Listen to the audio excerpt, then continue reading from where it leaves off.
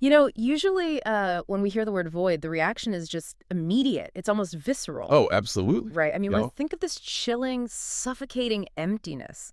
Like if you close your eyes right now and try to picture it, your brain probably serves up a pitch black, silent room. yeah, a place where sound and light just kind of go to die. Exactly.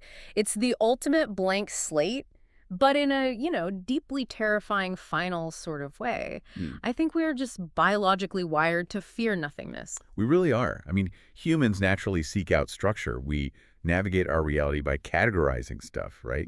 Like objects, people, measurements. Mm-hmm. And the standard conceptualization of the void, well, it represents the absolute edge of that categorized world. It's very binary. Binary how? Like you have the universe of tangible things over here, and then you have the dark, static abyss over there where things just cease to exist entirely. Right, the terrifying drop-off. Yeah. But then you step into the philosophical and physical framework we are exploring today, and suddenly that pitch black room is just flooded with blinding light. It is a complete paradigm shift. It really is. So, welcome to today's deep dive. We are jumping into a profound, newly penned text and poem from April 2026 by Paul Haagensen. It's titled Absolute Void. And this is not a light read. No, definitely not. We are going to look at the absolute biggest picture possible today for you guys. The mission of this deep dive is to fundamentally dismantle and rebuild your understanding of nothingness. Because Haagensen, he challenges that standard definition head on. He proposes that the absolute void is actually, well, it's the furthest thing from an empty static abyss. He flips the script entirely. He really does. Yeah. He frames it as a highly fertile ground, what he literally calls a realm of energy, boundless and bright. I mean, it's not a graveyard of matter. It's the womb of reality. I love that phrasing, but I want to get straight to the mechanics of how he sets this up because, well, he does not ease into it at all. No, he drops you right into the deep end. Right. The very first line of his prose introduces this bizarre, almost cryptic catalyst. He writes L9s, enabling the generation of infinite expanses. Yeah, he just drops this term, L9s, right at the threshold of the void. And I'll be honest, I struggled with how to visualize this. Initially, I thought about like an unlit fireworks factory. Oh, interesting. Okay. Yeah, so you walk into a dark warehouse, it looks totally empty, but it's packed to the brim with potential energy. It just needs a spark. And L9s is the spark. Right. But then I realized that metaphor completely falls apart, doesn't it? It does fall apart, yeah. Because, well, a fireworks factory is already full of physical material. It contains gunpowder, paper, chemicals, all that stuff. But the traditional void is defined by the absolute absence of material. Exactly. So if the void is absolute nothingness, how does a spark have anything to actually ignite? Like, how do we get from zero to this space-time tapestry of limitless potentials that he describes? What is L9's actually doing functionally? So to understand the mechanism here, we have to borrow a bit from quantum field theory and kind of map it onto his philosophy. Okay, I'm with you. Instead of a warehouse full of hidden explosives, I want you to think of the void as a perfectly smooth, infinitely stretched rubber sheet. A rubber sheet, okay. Right. In a state of perfect stillness, it appears empty and completely featureless. It's technically nothing, but mathematically speaking, perfection is unstable. Wait, perfection is unstable. Exactly. L9's functions as the fundamental destabilizing principle. It's the initial tremor, the original asymmetry, if you will. Oh, wow. It isn't a spark hitting an object. It is the catalyst that causes that perfectly smooth sheet of nothingness to suddenly, vibrate, to wrinkle, and to generate geometry out of pure potential. So it's the mechanism that forces nothing to become something. Because he explicitly states that L9s enables the generation of infinite expanses. Yes, it actively creates the spatial dimension. And this leads to a sentence that completely stopped me in my tracks. He writes, "Through the emergence of space, the dimension of time finds its foothold." The phrasing there is just incredibly precise. Time finding its foothold. Right. But unpack the logic there for me, because why does time need a foothold? Why can't time just exist in the void independently, like ticking away in the background before space even shows up? Well, because time is intrinsically relational, It requires movement or a state change or a sequence of events to have any real ontological meaning. So without stuff happening, time isn't a thing. Exactly. You cannot have a before and after without a here and there. If you have a perfectly static, dimensionless void, time doesn't exist because there's zero delta. Nothing is changing. Okay. But the moment L9s generate spatial expanses, the very moment you have distance and geometry, well, Objects and energy can relate to one another. They can move. And that movement is the foothold. Yeah, yes, that movement is the foothold time requires to basically drag itself into existence. So space and time aren't just like two distinct things that happen to overlap. The generation of space literally spawns time. They co-emerge. They create what Haagensen calls the space-time fusion. And it's crucial to understand that this fashion is not merely a passive empty box where the universe just happens to take place. Right, it's not a container. No, the void is the living medium of this fusion. And this is incredibly relevant to you, the listener, navigating your day right now. How so? Because every microsecond you experience, every thought firing across your synapses, that is a direct, localized manifestation of this space-time fusion operating in real time. Oh, that's why. You aren't a tourist walking through the void. You are the void expressing its limitless potential. That really shifts this from high-level physics to something, well, profoundly intimate. The canvas isn't out there. We are literally woven into the canvas itself. Exactly. And that brings us to what actually emerges from the canvas, which is biology. Haagensen writes, within this space-time tapestry, life manifests in an array of infinite forms. Yeah, he bridges the gap from the cosmological straight to the biological seamlessly. Because once time has its foothold, it requires an engine to drive it forward, right? To create a history. Right, it needs momentum. He addresses this in the poetic section of the text. He writes, life unfurls a myriad of forms. In this cosmic embrace, it transforms. Evolution's dance, an eternal rhyme, expanding horizons through limitless time. The word dance really stands out to me there, because when we talk about evolution, the language is usually so, well, brutal. Very Darwinian. Yeah. Exactly. It's survival of the fittest. It's a biological arms race, nature red in tooth and claw. We view it as this grinding mechanical engine, but he frames it as a dance, an eternal rhyme. Well, he's recognizing that while the localized mechanisms of evolution definitely involve competition and death, the macro process is fundamentally creative. It's harmonious. Okay, explain the why behind that. Think about entropy. The physical universe is governed by entropy, things breaking down, moving toward disorder. But biological evolution is the grand countercurrent to entropy. It builds things up. Right. Life takes chaotic, scattered elements and organizes them into astonishingly complex systems. So by framing it as a dance, he suggests that evolution isn't a struggle against the cosmos. It's part of it. It is the mechanism by which the cosmos explores its own infinite potentials. The physical universe expands outward, while biological life expands inward into, deeper layers of complexity and consciousness. And he argues that these two forces, like evolution and spatial expansion, are what create an enduring continuum of time. Yes. So time isn't just an abstract measurement. Time is actively being built by the universe expanding and life evolving. They are the actual gears of time. That's a great way to put it. But, okay, I have to say, this is where the text throws a massive curveball. And I need to push back hard on his conclusions here. All right, let's dissect it. Where is the friction for you? The friction is a glaring contradiction in how he describes our daily human experience. Because on one hand, he is building this deeply affirming reality. He says our encounter with existence is a testament to human ingenuity and a wellspring of gratification. That sounds great, right? We are clever, we find joy, our existence has weight. But in literally the same breath, he claims that we are collectively navigating shared and individual tapestries of illusion that enfold us. Ah, yes, the introduction of the illusion. Yes.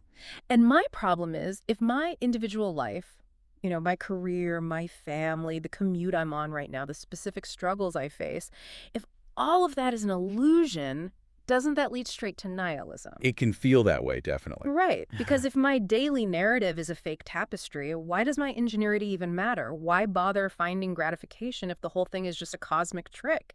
It feels like he's praising our humanity while simultaneously just invalidating it. Well, that's the most common trap when encountering Eastern influence or non-dualistic philosophy, which Haagensen is clearly echoing here. The problem really stems from how the West defines illusion. How do you mean? We equate illusion with a magic trick, right? Something that is fundamentally fake, a lie meant to deceive us. But we need to look at how he specifically modifies the word. Okay. He doesn't say lies. He says individual tapestries of illusion. The illusion is not that your experiences are fake. The illusion is the boundary you draw around them. Explain that. What do you mean by the boundary? Okay, think of a whirlpool in a fast-moving river. Yeah. If you observe the whirlpool, it is undeniably real, right? It has shape, It has localized force. You can pull things under. Sure, it exists. You can measure its ingenuity and its gratification, so to speak. But the illusion is looking at that whirlpool and believing it is a separate, independent entity made of something other than the river. It is entirely made of the river. It is merely a temporary, localized behavior of the water. So applied to us, the individual tapestry is the whirlpool. Exactly. Your name, your job, your daily routine, that is your localized vortex. The ingenuity he praises is how beautifully you maintain and navigate that specific form. But it becomes dangerous when... It becomes a dangerous illusion when you start believing the boundary of your ego is a literal, physical wall. When you forget the second half of his thesis, which is that your inherent link to the realm of boundless potential remains steadfast. Okay, I see. The nihilism you mentioned, it only creeps in when you believe the illusion is all there is, completely disconnected from the source. Okay, that clarifies the contradiction a lot. So if I'm understanding this, realizing my individual narrative is a localized tapestry shouldn't make me care less about my life. Not at all. It should actually liberate me from taking those boundaries so seriously, because the underlying material is literally infinite potential. It grants you immense agency. You are still participating in the narrative, but you are no longer a prisoner of it. Haagensen notes that each of us plays an indispensable role within this framework. Because a river wouldn't be a river without the whirlpools. Precisely. You are a necessary expression of the whole. Which perfectly transitions us into the deepest ontological argument he makes, which is about what actually lies beneath the tapestry. If the separate ego is the illusion, what is the fundamental reality? And he takes aim directly at the concept of loneliness. He tackles the myth of solitude, and he does it quite aggressively. He really does. He writes, rather than residing in solitude, our interconnectedness prevails over the deceiving notion of isolation. And in the poem, he reinforces it. No solitude dwells in this boundless space, connected we are, every soul, every trace. It's a very powerful stanza. I want to focus on that phrase, though. The deceiving notion of isolation. He isn't just saying isolation is an unpleasant psychological state. He's saying it is factually, structurally false. It is a perceptual error. Yeah. Because if we return to the physics of space-time fusion we established earlier, there is no empty space separating you from everything else. The void is a continuous medium. I want you, the listener, to really internalize this, because modern life is basically designed to make you feel isolated, right? Oh, absolutely. You might be listening to this while packed into a subway car, or sitting alone in a sterile office cubicle, completely surrounded by people but feeling utterly disconnected. The sensory input tells you that you are alone. It's a very convincing illusion. Exactly. If you picture yourself as a thread in a quilt, looking down, you only see your own red color, your own frayed edges. You feel completely singular. But if we elevate that quilt metaphor based on his physics, a quilt isn't just a collection of threads laying near each other. A quilt is a structure under tension. If you pluck a single thread or pull one loose, the tension reverberates across the entire fabric. The shape of the quilt mathematically changes. Haagensen describes humanity as integral facets of an indivisible entirety. The word indivisible is doing a lot of heavy lifting there. It's the core of the argument. Indivisible means you literally cannot be separated from the whole, even if you try.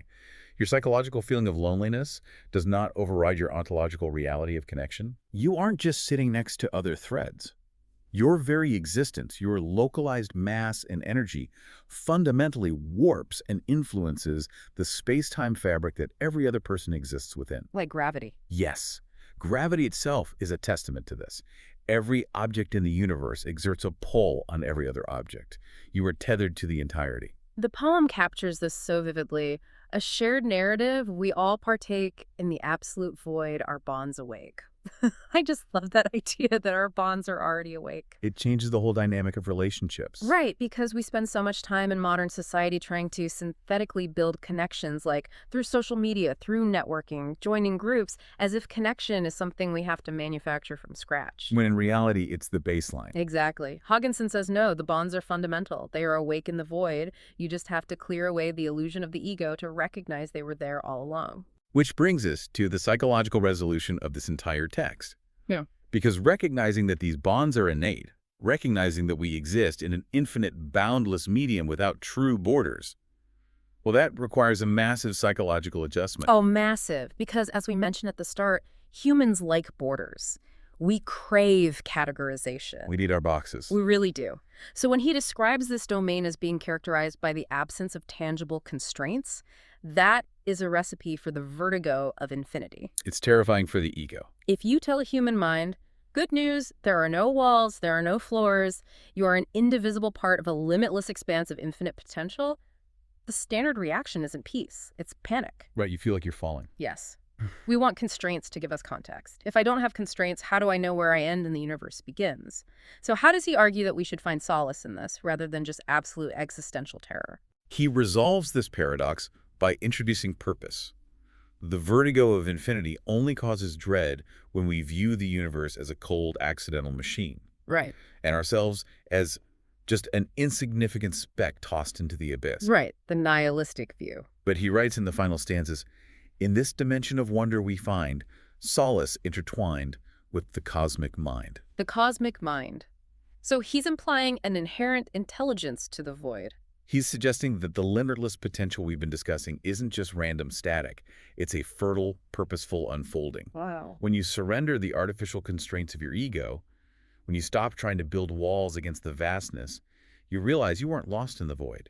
You are a localized expression of that cosmic mind. You find solace because you belong there. Exactly. You find solace because you recognize you are participating in a system that fundamentally wants you to exist. And he backs that up by stating, we find our place as part of the cosmic plan, which goes back to what we discussed about evolution's dance. Right, the macro processes. If the universe's macro process is expanding potential, and life's macro process is building complexity, then your specific life isn't an accident. You are required.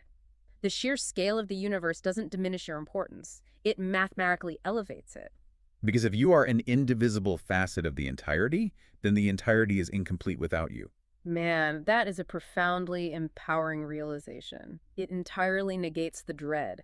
You don't need artificial constraints to feel safe if you recognize that the vastness is your own fundamental nature. And he concludes with what essentially functions as an imperative. He says, so let us revel in this cosmic sea, embrace the vastness, let our spirits be free. It's almost a call to action. It is. It's not just a poetic sign-off. It is a philosophical instruction.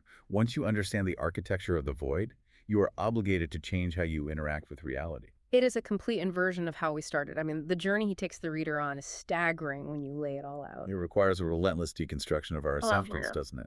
It really does. We started with the biological instinct to fear the void, picturing it as this dead, pitch-black room. But he rebuilt it from the ground up. We explored how the destabilizing catalyst of L9s fractures the symmetry, generating infinite spatial expanses. We saw how space literally provides the foothold for time to emerge, creating a living medium of space-time fusion. And on that canvas, biological life doesn't just happen. It actively drives the continuum of time forward through the eternal dance of evolution. Right. And then we tackled the terrifying idea that our localized lives are tapestries of illusion, only to realize that the illusion isn't our joy or our ingenuity, but the false boundary of the isolated ego. Dismantling the myth of solitude. Realizing we are the whirlpool in the river, indivisible from the whole, exerting tension on the fabric of reality. And finally, replacing that vertigo of infinity with solace. Knowing that the absence of constraints isn't an abyss to fall into, but a cosmic mind to participate in. You know, this isn't just an abstract thought experiment either. This is an ontological framework that has direct application to how you experience today. For the listener, you mean? Yes.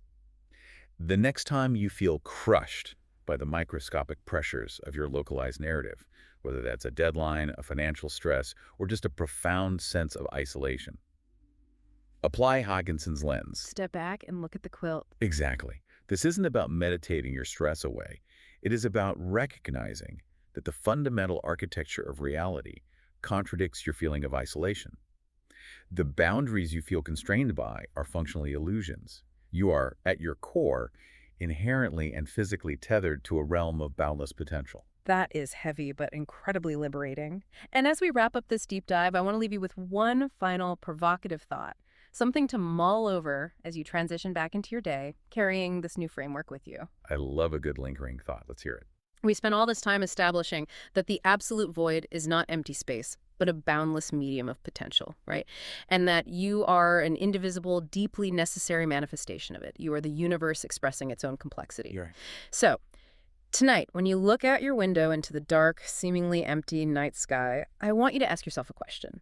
Are you just a lonely observer looking up at the vast universe? Or, having generated space, time, and the dance of evolution over billions of years, is the infinite universe finally looking back at itself, directly through your exact tapestry of illusion? Wow. That is a staggering perspective It shift. changes everything. Thank you for stepping into the vastness with us today. Until next time, keep diving deep.